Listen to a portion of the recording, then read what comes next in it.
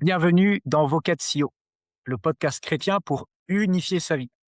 Je suis Michel Pellabeuf, coach, et ma vocation, c'est de vous aider à vous révéler et à vous engager, et par le coaching intégral, à rassembler toutes les pièces de votre puzzle pour en faire une seule œuvre. Famille, travail, santé, vie intérieure. Que vous traversiez une période d'élan ou une tempête personnelle, ici, on s'arrête.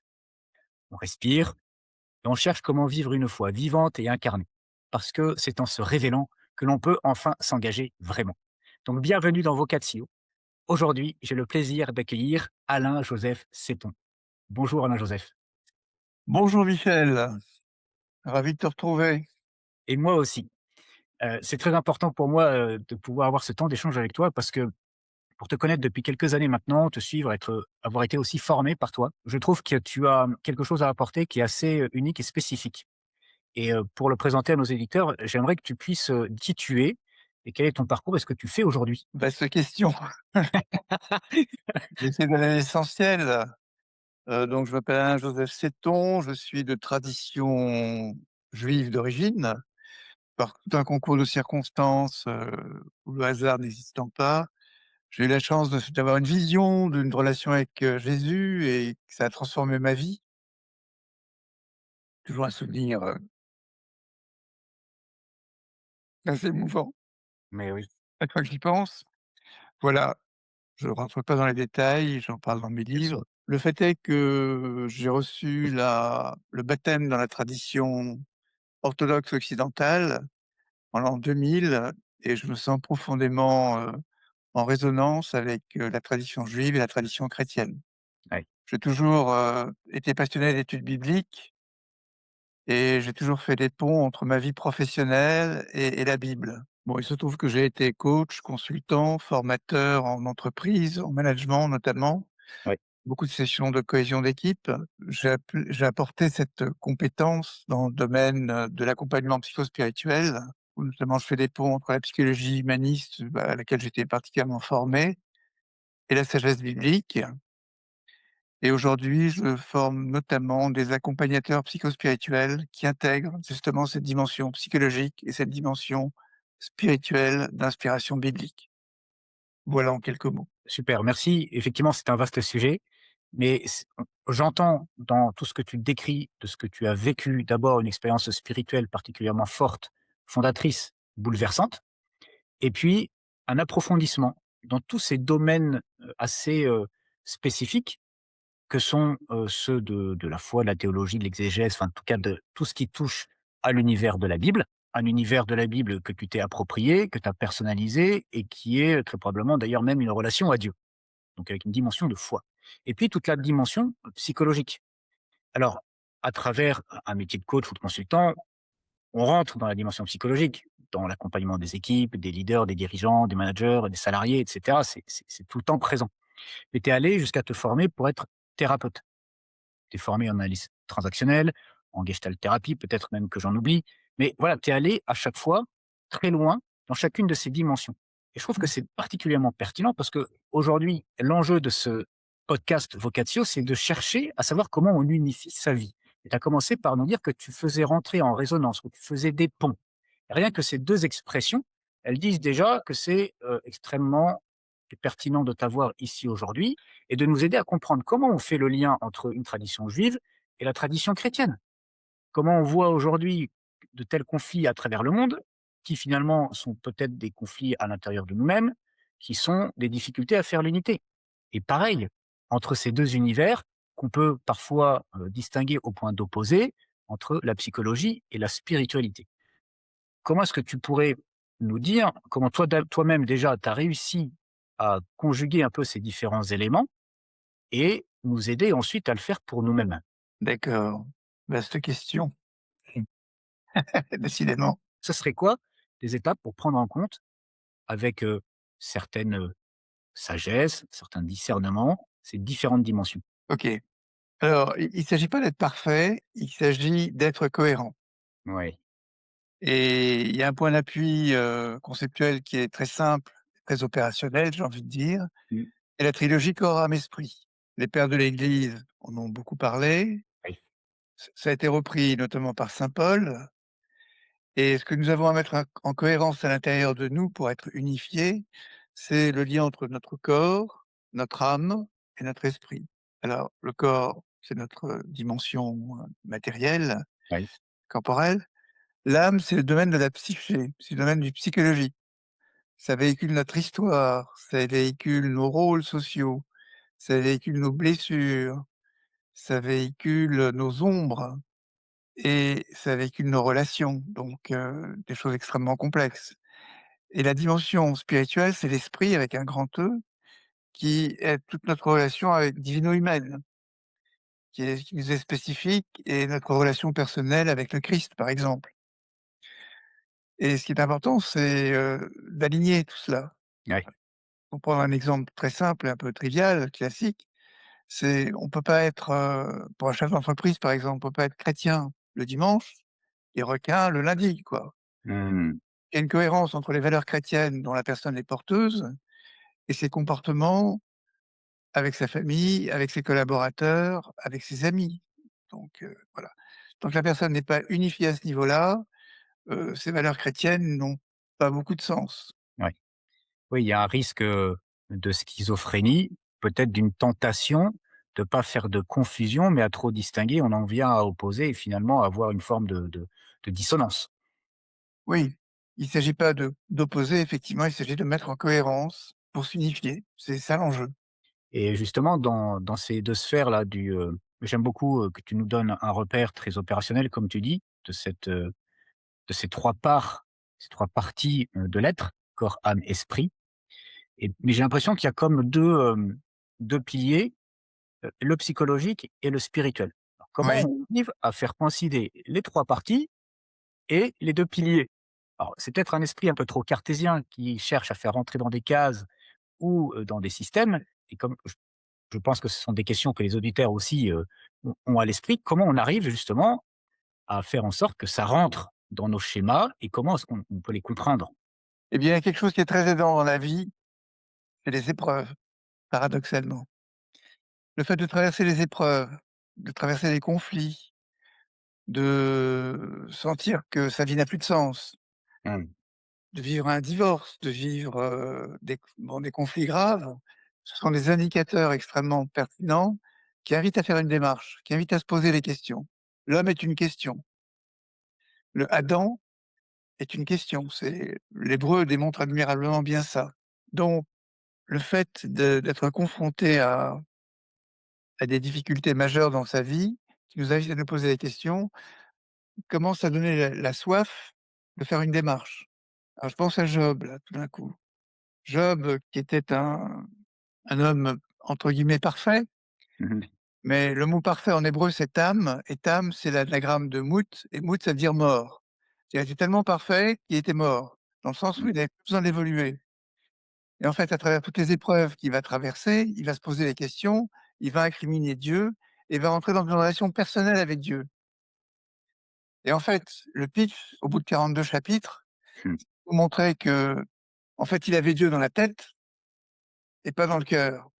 Et la dernière phrase de Job, après avoir incriminé Dieu, c'est de lui dire: «Je ne te connaissais que par ouï-dire, maintenant mes yeux t'ont vu». C'est-à-dire qu'il a fait la rencontre avec son Seigneur. Et ça, c'était quelque chose de bouleversant. Nous avons à rencontrer notre Christ intérieur. Nous Mmh. avons à le faire grandir. Si on prend le chapitre, 1 de la Genèse 1, verset 28-26, l'homme a été créé à l'image et à la ressemblance.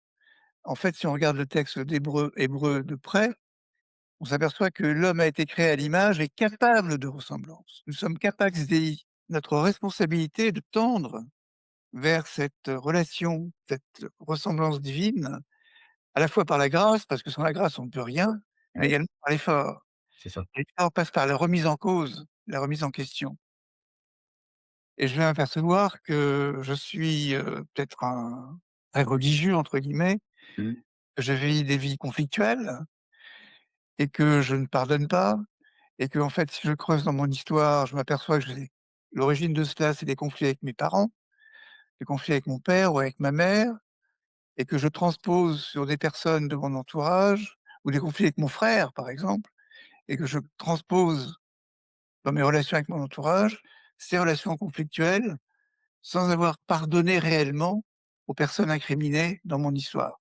Oui, c'est-à-dire que ce que j'entends, la manière dont tu l'expliques, c'est qu'en fait, si j'arrive avec une question un peu trop intellectuelle, en fait, c'est l'expérience et c'est de l'épreuve en particulier parce qu'on peut pas faire, semblant de ne pas la vivre. On peut encore trouver des échappatoires et ne pas être réaliste au point de la nier, mais pour autant, le choc est tel que, de ce que tu dis, ça nous oblige à nous poser les vraies bonnes questions et à descendre de la tête au cœur.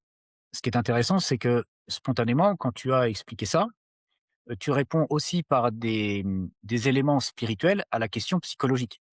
Mmh. L'épreuve, soit, tu vois, quand tu parles du deuil ou quoi, c'est d'abord quelque chose, qui vient nous toucher dans notre chair, alors aussi dans notre esprit, mais je crois qu'on est d'abord impacté émotionnellement ou d'abord dans une dimension psychologique et la réponse que tu apportes, elle est aussi d'ordre spirituel. Quand tu dis: «Il faut rencontrer son Christ intérieur». Mmh. Comment on passe comment on fait le lien? C'est pas forcément évident. On se convertit pas forcément quand on vit une épreuve, même si ça peut être un peu le creuset ou ça peut être permis. Comment tu arrives à nuancer les choses comme ça et ou à montrer comment on y arrive à rencontrer son Christ intérieur alors qu'on vit quelque chose d'émotionnellement, troublant, perturbant? Oui, très bonne question. Il s'agit d'abord de travailler sur la dimension psychologique et de voir comment une blessure d'aujourd'hui est en résonance ou comment un conflit d'aujourd'hui est en résonance avec une blessure antérieure. Mmh. Et je vais apercevoir, par exemple, que j'étais dans une relation très conflictuelle avec mon frère et que si je suis un chef d'entreprise un peu tyrannique aujourd'hui, c'est parce que la relation de compétition que j'avais avec mon frère, je la transpose avec les personnes de mon entourage professionnel. Donc il va falloir faire d'abord un travail de réconciliation avec le frère intérieur, même si le conflit avait lieu 20 ou 30 ans avant. Et ça, on passe par les techniques de gestalt thérapie où on ouvre son cœur à son frère, qui est dans sa tête, bien évidemment, mais on met une chaise en face de soi et on lui exprime, toutes les rancœurs, toutes les difficultés, tous les ressentiments qu'on a vécus à son égard et ça passe par un travail émotionnel qui permet de clôturer la gestalt ou qui est restée ouverte. Mais au-delà de la technique, c'est un travail émotionnel qui est réparateur.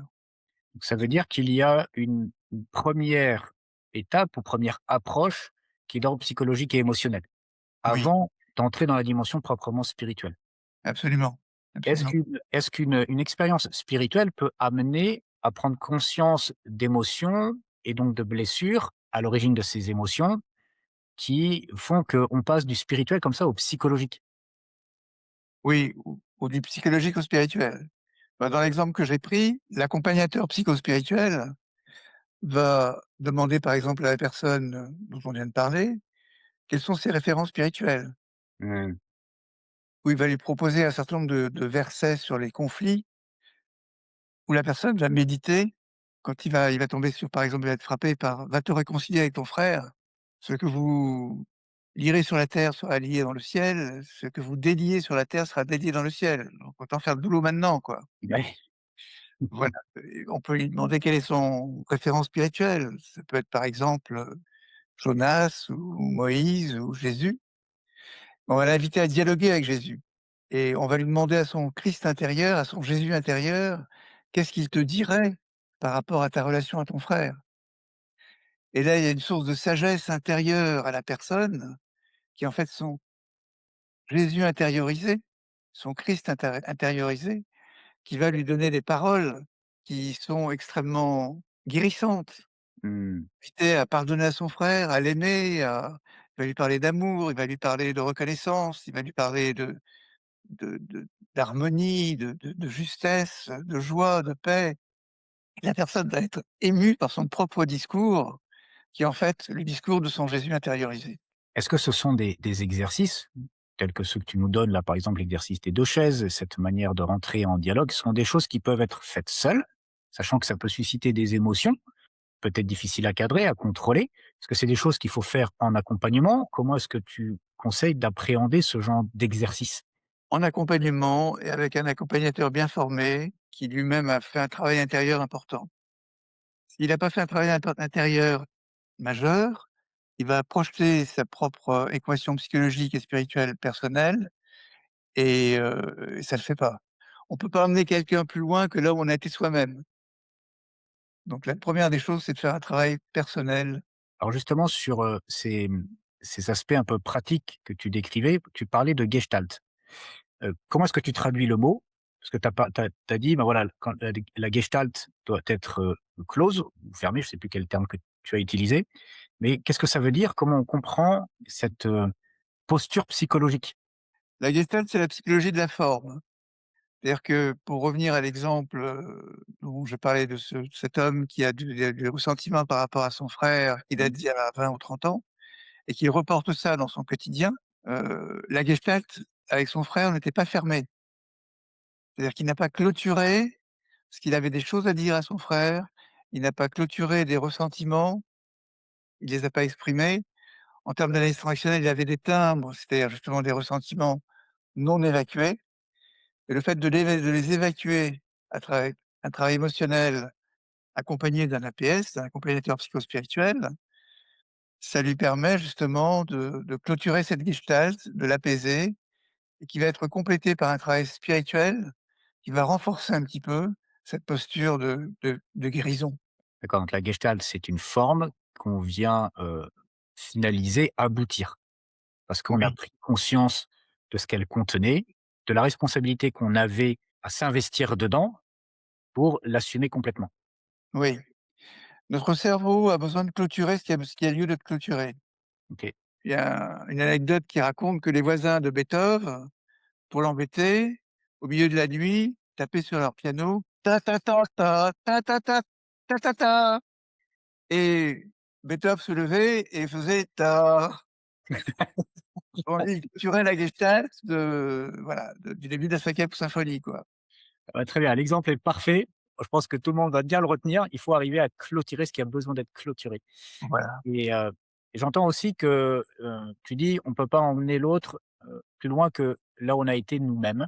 Oui, Et est-ce que c'est vrai aussi de toutes ces ressources bibliques que tu citais? Tu vois, tu as amené des éléments de psychologie, à travers la gestalt ou l'analyse transactionnelle, en tout cas pour, comprendre, lire ou pratiquer des exercices compréhension de soi. Qu'est-ce qu'il en est des ressources bibliques?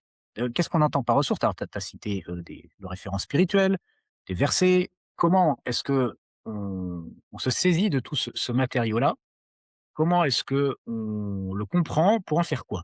le drame d'une blessure archaïque dont la gestalt n'a pas été clôturée, c'est qu'elle se réactive dans le présent et elle nous empêche d'être unifiés justement dans le présent.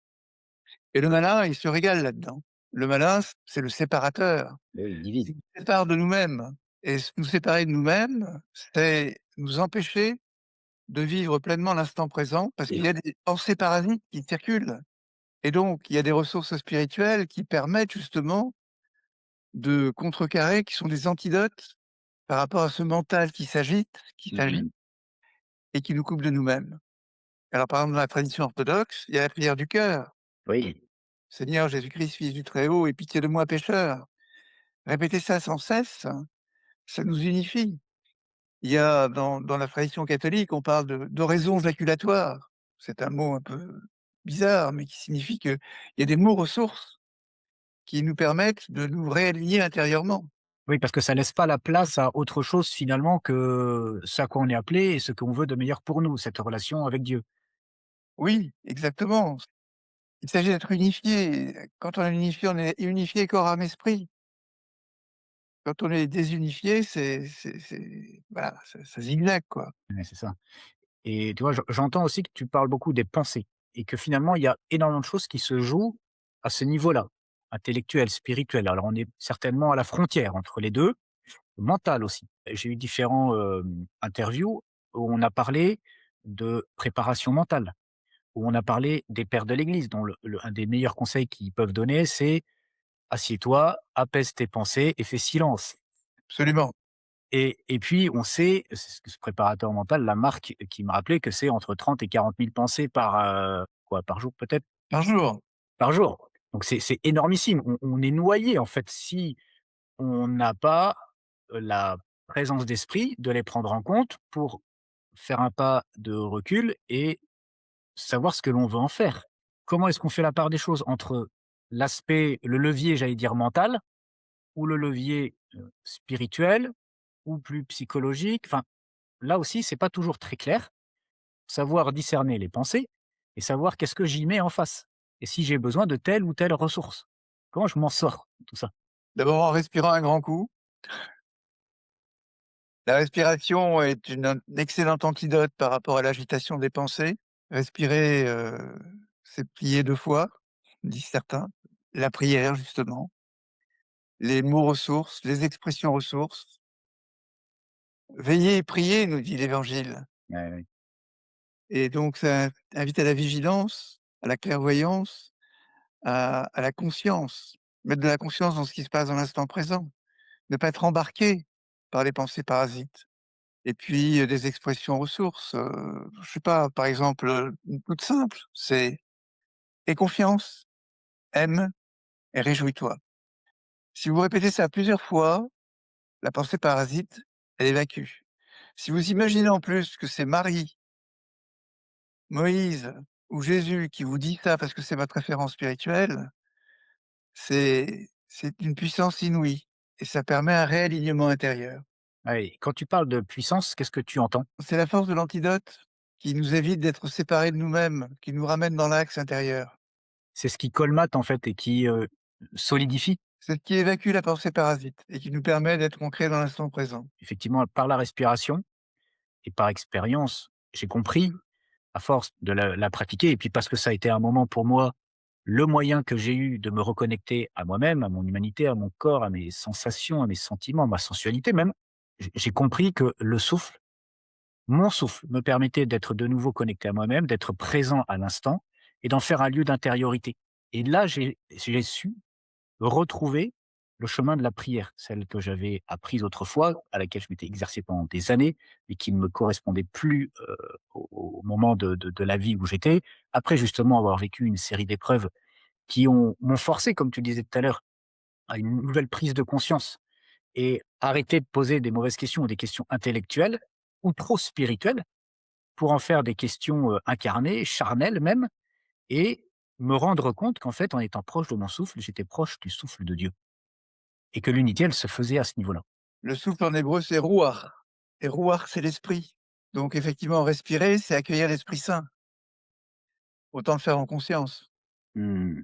ça aide. Et il y a à la fois le souffle avec un grand S, qui est le souffle divin, et puis le souffle avec un petit s, qui est le souffle propre de l'homme.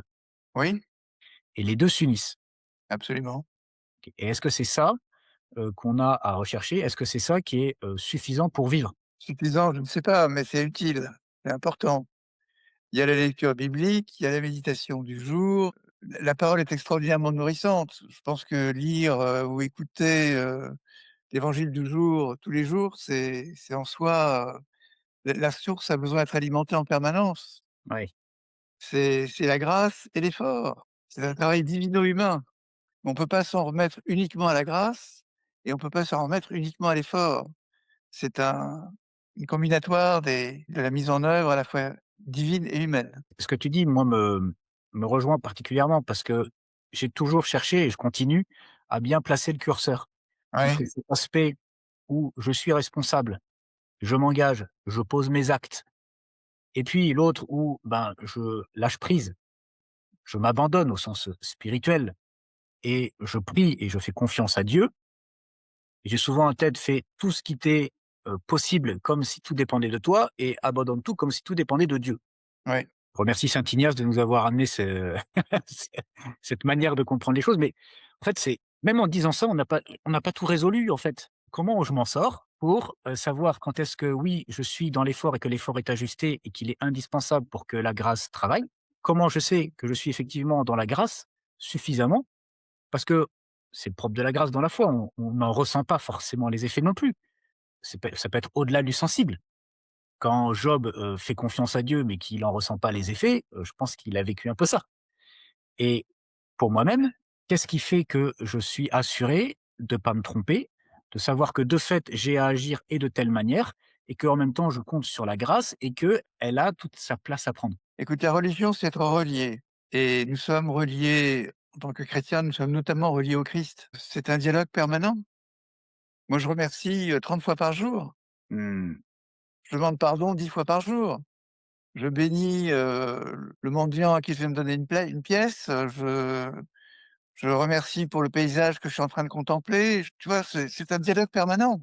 C'est pas uniquement, bon, une fois par jour, c'est déjà bien, mais c'est le minimum, quoi. Mmh. C'est vraiment garder le lien. Le Christ est en nous, le Christ est avec nous, l'Esprit Saint est là et c'est un dialogue qui peut être permanent dans toutes les occasions de la sainte journée. Oui et ça rejoint bien cette idée du souffle finalement, parce qu'on n'arrête pas de respirer Exactement, exactement, tout à fait, et puis d'autres, ouais, des spirituels disent que de fait, la prière, c'est la respiration de l'âme exactement. et alors dans cette, logique-là, je voulais revenir avec toi sur le sens de la parole. Tu as dit que c'était un lieu de puissance et il y a quelque chose de particulier, en fait, dans les ressources de la Bible.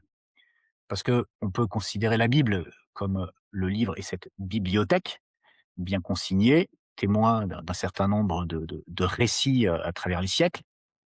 On peut la considérer comme l'écriture sainte, c'est-à-dire qu'on y voit une intention divine qui donne une unité à tout ce récit et puis on peut la comprendre comme parole de Dieu, où là, finalement, on rentre dans une autre dimension. Comment est-ce que tu, te saisis de ces aspects-là dans le coaching que tu veux d'inspiration biblique pour être dans un accompagnement qui amène les ressources qui sont adéquates à ceux qui se font accompagner? La Bible est un reflet de nous-mêmes.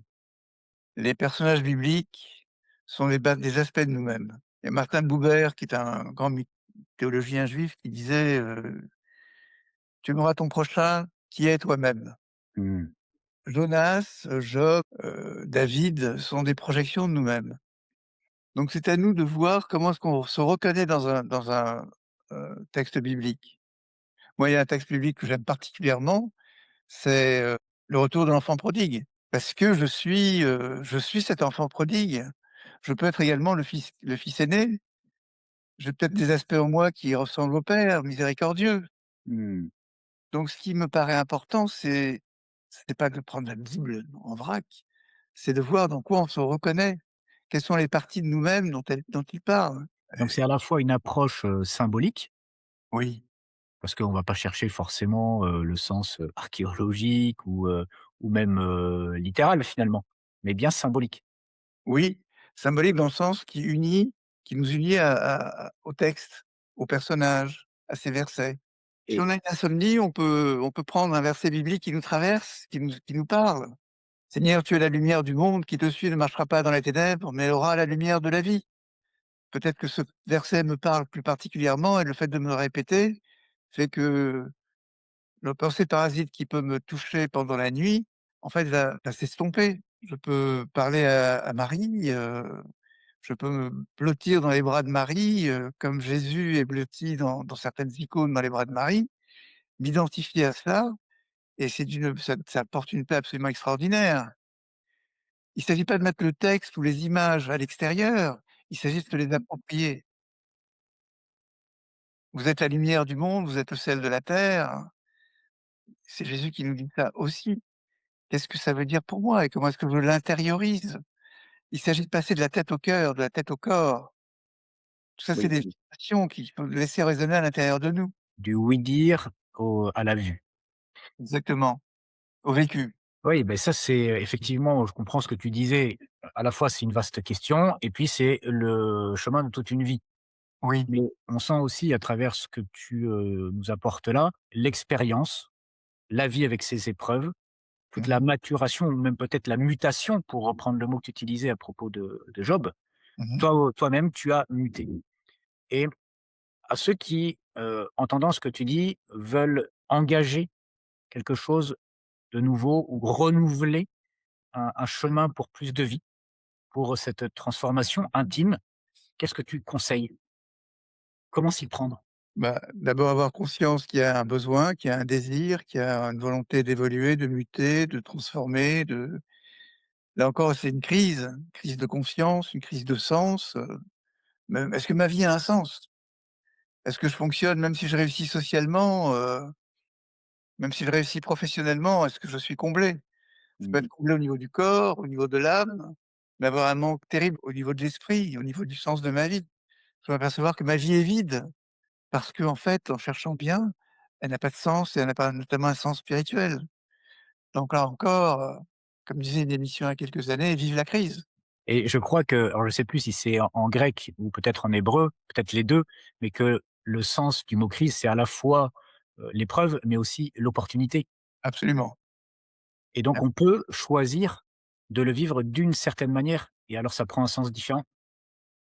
Oui, il s'agit en fait d'être vrai avec soi-même. Est-ce que je me baratine? Est-ce que je suis enveloppé dans ma persona, de chef d'entreprise, d'homme qui a réussi et cetera, je suis admiré, sans avoir, suffisamment conscience que je vis un vide intérieur et que tout le reste est là pour masquer ce vide intérieur. Mmh. Donc ça demande de l'honnêteté par rapport à soi-même, de Oui. l'authenticité. Donc une fois qu'on a cette, prise de conscience et ce niveau de lucidité suffisamment, affiné pour dire: «Bon, moi, il y a quelque chose à faire». Je sais pour, en avoir bénéficié que tu as mis aussi à disposition ces, plus de 20 ans de recherche personnelle, de formation dans toutes ces différentes dimensions bibliques, psychologiques, de formation, de coaching, dans tout un ensemble de ressources que tu mets à disposition pour pouvoir s'en saisir, faire ton chemin et puis se former aussi. C'est ce que tu as appelé l'accompagnement psychospirituel. À la fois, si j'ai bien compris, il y a toi qui accompagne des gens dans leur propre cheminement, en liant ces 2 aspects, psychologiques et spirituels. Et puis, il y a la possibilité pour des gens qui sont déjà dans l'accompagnement ou ceux qui voudraient s'engager dans cette voie-là, de se former avec ces outils-là et de bénéficier de tes plus de 20 ans d'expérience. Comment est-ce que ça fonctionne? Comment est-ce que tu as fait pour en arriver là? J'ai essayé d'écouter l'Esprit Saint, dans toute simplicité. Il y a beaucoup de travail aussi, j'imagine, mais Oui, bien tout à sûr, fait, symptomatique de l'effort d'un côté et de la grâce de l'autre, comme on en parlait tout à l'heure. exactement. Je crois qu'on est tous accompagnés. C'est important d'en prendre conscience. Moi, j'ai écrit mon premier bouquin, Bible et management, il y a 25 ans, j'étais un jeune converti et c'est venu tout seul. Je pense qu'il faut faire confiance, il faut demander. Demandez, vous recevrez. C'est une particulièrement juste, particulièrement vrai. Expérimenter, faire toujours un pas de plus, être audacieux, chercher, être en quête, s'en remettre à Dieu, quoi. «Ma vie t'appartient. Fais de moi ce qu'il te plaira. Je suis à ta disposition», mais vraiment le sentir, quoi. C'est la foi. Ça se résume par le mot de la foi. Mais la foi n'est pas une pensée, la foi est quelque chose de vécu, de cultivé, de ressenti, de profond, qui se cultive tous les jours. J'ai presque envie de dire à chaque instant, quoi. Oui et puis, c'est l'image que tu donnais tout à l'heure, en parlant de la respiration, mais aussi de tous ces moments où tu, consciemment, te relies à Dieu qui est en toi, qui est présent et qui est source, de bénédiction, de demande de pardon, de louange et cetera. Absolument. Ouais, en fait, il y a tout un programme dont on n'a pas forcément le menu, dont on sent que ça peut être effectivement, assez, palpitant, passionnant.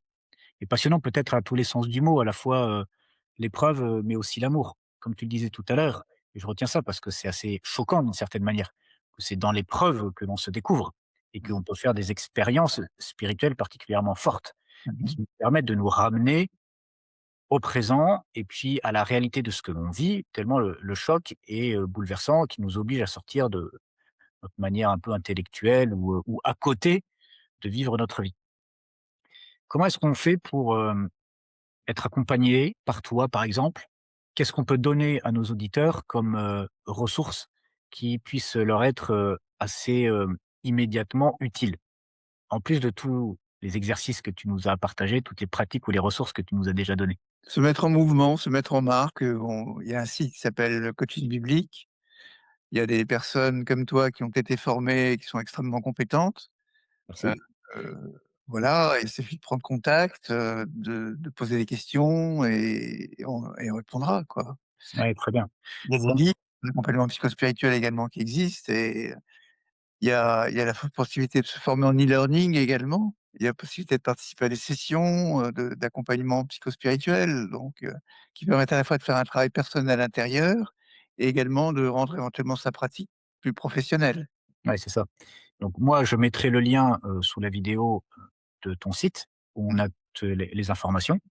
C'est important que les gens puissent, savoir où te retrouver, en plus de pouvoir commenter et qui plus est, s'abonner à cette chaîne. Mais voilà, l'enjeu, c'est vraiment de pouvoir continuer, en fait, avec tout ce que tu nous as apporté comme éléments, de continuer le questionnement. Parce que c'est ça le coaching, en fait, que tu veux mettre en avant. C'est cet art du questionnement qui va permettre que chacun, finalement, s'auto-évalue Ouais. et s'il en ressent le besoin, la nécessité d'être accompagné et de Mmh. continuer ce cheminement, de le sécuriser aussi et d'amener, les éléments qui vont le faire progresser plus vite. Oui, absolument. J'aime beaucoup le «chercher, vous trouverez, demandez, vous recevrez». On a la chance d'être dans une société, hyper informée, il y en a même trop, il y a pléthore. Il faut faire son marché, il faut discerner, mais c'est un travail, intérieur très complet qui permet à la fois de revisiter son histoire, revisiter ses blessures, de faire un travail de transformation intérieure, accompagné par la grâce. Redécouvrir la foi, redécouvrir la Bible, ça donne un sens extraordinaire à l'existence. Bien sûr. Donc c'est ça l'enthousiasme, Ouais. entheus, avoir Dieu en soi. Et un des avantages de l'accompagnement psychospirituel, c'est que ça fait également œuvre, j'ai envie de dire d'évangélisation ou œuvre de foi, et ça permet un processus de transformation intérieure et de changement de regard sur la vie et sur Dieu. Voilà. Mais c'est très vrai et pour le coup, je peux apporter mon témoignage parce que moi, je suis arrivé à toi, j'avais entendu parler de toi, par ouï-dire. J'étais interpellé par ce que tu proposais parce que moi, j'avais quitté l'exercice du ministère sacerdotal, alors que c'était pas prévu initialement, évidemment. Et il y a eu tout un cheminement de vie avec un bouleversement où aujourd'hui je suis père de famille de 4 enfants, marié et j'ai construit depuis plus de 15 ans, un autre projet professionnel et familial. Mais je suis passé par différentes phases où la rencontre avec toi et l'accompagnement que j'ai pu avoir avec toutes ces ressources et cette juste compréhension entre le psychologique et le spirituel m'a permis de faire cette relecture dont tu parles, de me mettre en mouvement et d'être encouragé à continuer ce mouvement. Au point que j'ai compris comment j'avais pu surspiritualiser des motifs d'engagement dans l'ordre du célibat consacré et qui m'avaient mis dans de telles tensions parce que affectivement, humainement, les exigences, c'est même difficile à le dire autant qu'à le vivre, les exigences humaines, affectives du célibat m'étaient trop compliquées et donc il y Ouais. a une distance qui s'est créée et puis un éloignement volontaire aussi parce que c'était trop fragile, c'était trop sensible et je ne savais pas comment le gérer et donc j'ai trouvé une forme de refuge, un temps, dans le surspirituel, disons. Je vais pas dire le spirituel parce que c'était pas ajusté, particulièrement et je me suis rendu compte par tout ce travail intérieur de la distance que j'avais créée et il s'est opéré une forme de réconciliation et j'ai bien vu les blessures auxquelles c'était associé et puis il y a eu à côté ça aussi des sessions de guérison intérieure et puis une thérapie et puis en fait, pas mal de choses, pendant plus de 12 ans mais qui ont permis aujourd'hui, grâce à ce que tu as su amener par une posture de coach, c'est-à-dire extrêmement questionnante, libérante en fait, laissant l'autre libre, moi en l'occurrence, mais avec des ressources qui sont tellement pertinentes et celle de la parole de Dieu en particulier. En plus, j'avais la foi et j'avais ce désir-là de l'intégrer un peu plus dans ma vie. Bah, tout ça est venu créer cette alchimie intérieure qui a permis une réconciliation, une pacification aussi, non seulement de mon histoire, mais aussi de toutes les dimensions de mon être. Mmh. Donc aujourd'hui, oui, je suis accompagnateur psychospirituel, j'ai été formé par toi et je ne peux que être enthousiaste à l'idée de mieux te faire connaître et de permettre que d'autres vivent cela aussi, là où ils en sont maintenant et pour un avenir meilleur. Oui, je trouve que tu as un très bon exemple, de par ton parcours, de quelqu'un qui avait une mission sacerdotale importante Mmh. et qui, éprouvait un mal-être intérieur. C'est-à-dire au niveau de l'esprit, tu étais probablement comblé, mais au niveau de l'âme, tu avais une souffrance et tu as eu le courage de, à la fois, le reconnaître et de bouger par rapport à ça pour retrouver une vie beaucoup plus alignée, beaucoup plus cohérente intérieurement. Et comme par hasard, la vie t'a amené de nouveau à réinvestir la dimension spirituelle d'inspiration biblique et en même temps d'avoir la joie de vivre une vie de famille, quoi. Ta soif profonde, Ouais, aussi. c'est très, très vrai. Merci de mettre ces mots là-dessus parce que, de fait, c'est pas forcément toujours compris et puis, mais si ça peut être le lieu d'un témoignage où la réconciliation est possible, alors même que, surtout dans le milieu duquel j'arrive, ben, les choses sont assez facilement cloisonnées et puis un tel regard sur le prêtre que c'est, normalement impensable de faire ce que j'ai fait. Après la société avec sa forme de relativisme peut amener quelques souplesses dans la manière de considérer les choses, mais c'est toujours, et tu l'as dit tout à l'heure, une vérité à vivre pour soi et c'est une authenticité à avoir et ça personne ne peut le faire à notre place, quel que soit l'environnement sociétal, le regard des autres ou je ne sais quoi. Absolument. Ça suppose être, vivre en conscience, nommer ce qui a besoin d'être nommé et agir ce qui a besoin d'être agi pour bouger, pour ressentir cet alignement intérieur, cette paix intérieure, cette unification intérieure. Mais oui, c'est exactement ça et c'est vraiment le défi d'une vie et il y a des étapes qui peuvent être assez marquantes pour dire: «Oui, aujourd'hui, je me sens aligné. Oui, aujourd'hui, je suis pacifié. Oui, aujourd'hui, je me sens unifié».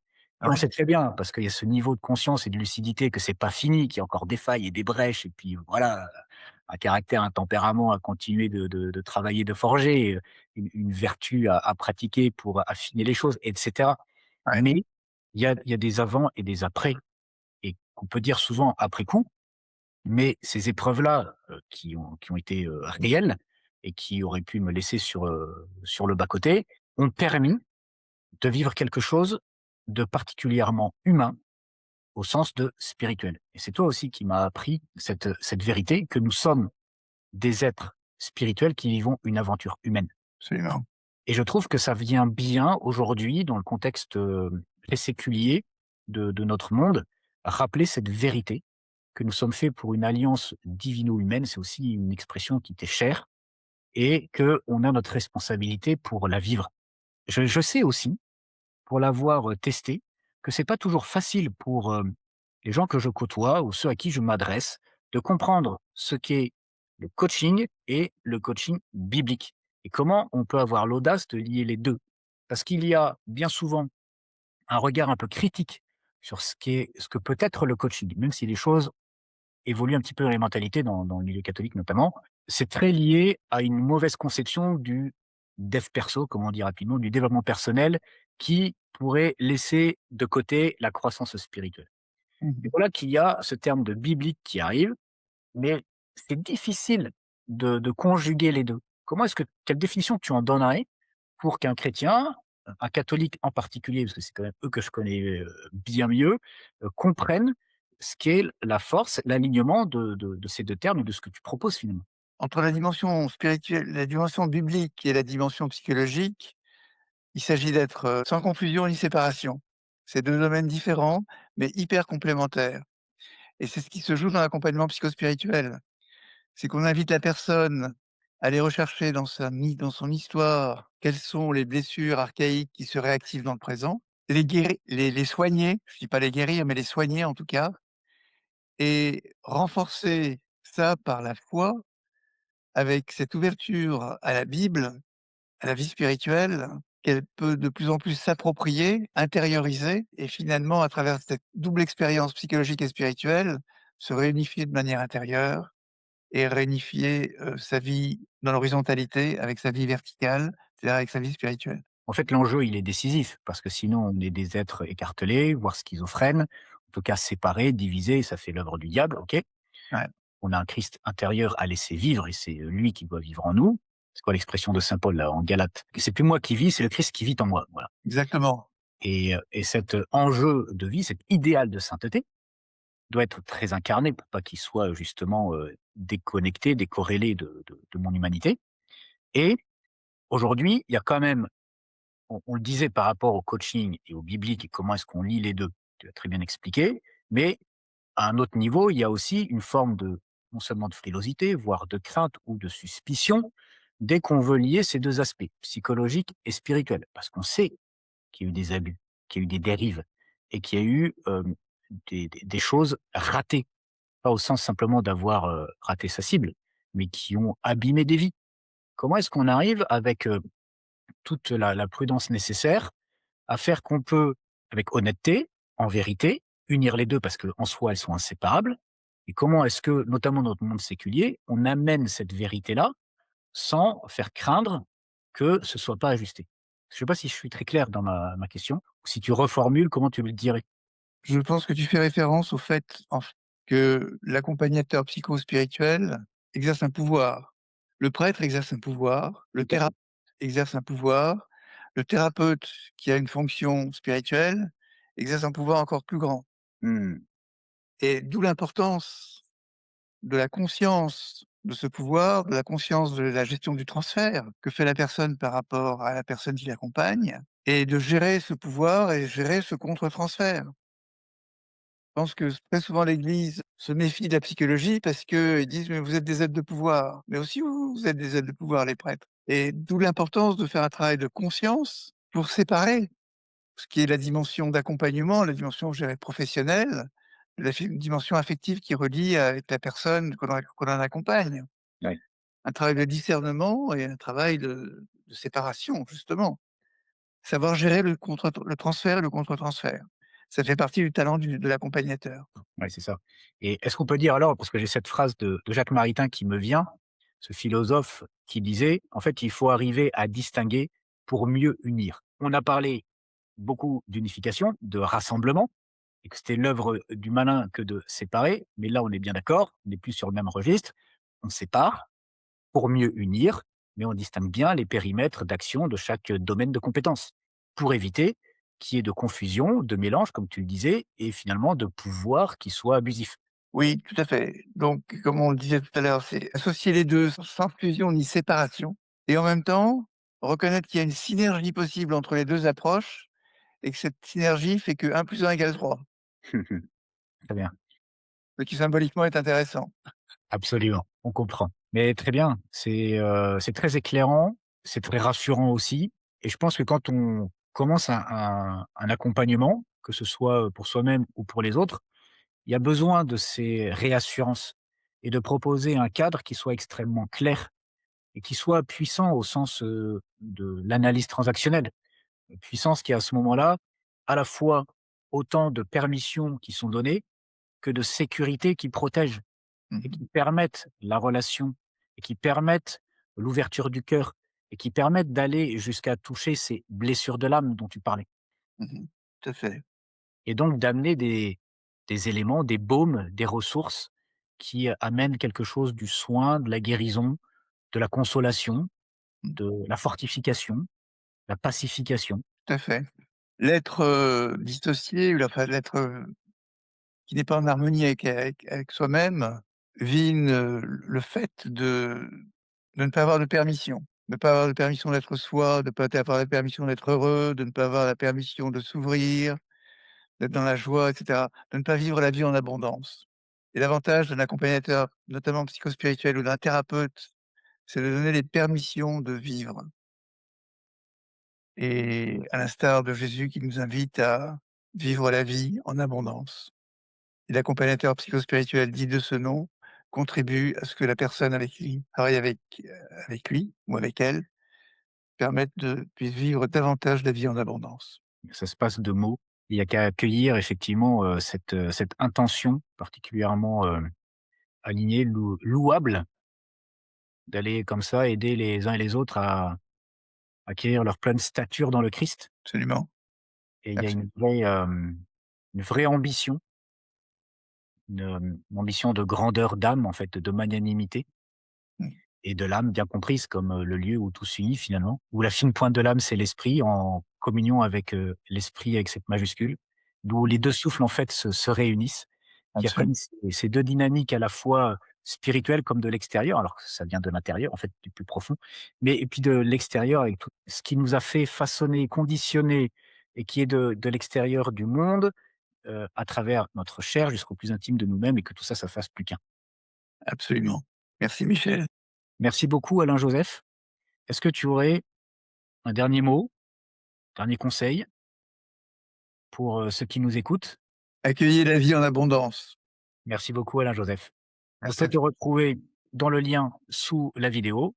Mmh. N'hésitez pas à vous abonner, à commenter parce que le thème est tellement riche que peut-être si vous me le demandez, je ferai revenir aussi Alain Joseph sur le podcast. Il y a plein de choses à explorer. Si déjà vous allez sur son site, vous allez découvrir aussi énormément de choses aller voir ce qu'il propose à travers ses ouvrages ou sa formation en ligne. Il y a déjà énormément pour faire soi-même, pour avancer et si besoin, bah, demander de pouvoir être accompagné et même de le faire de manière collective à travers les sessions qu'il peut dédier à cela pour, approfondir avec d'autres ce cheminement. Merci beaucoup Alain Joseph. Merci Vraiment, à merci beaucoup. À bientôt. à bientôt.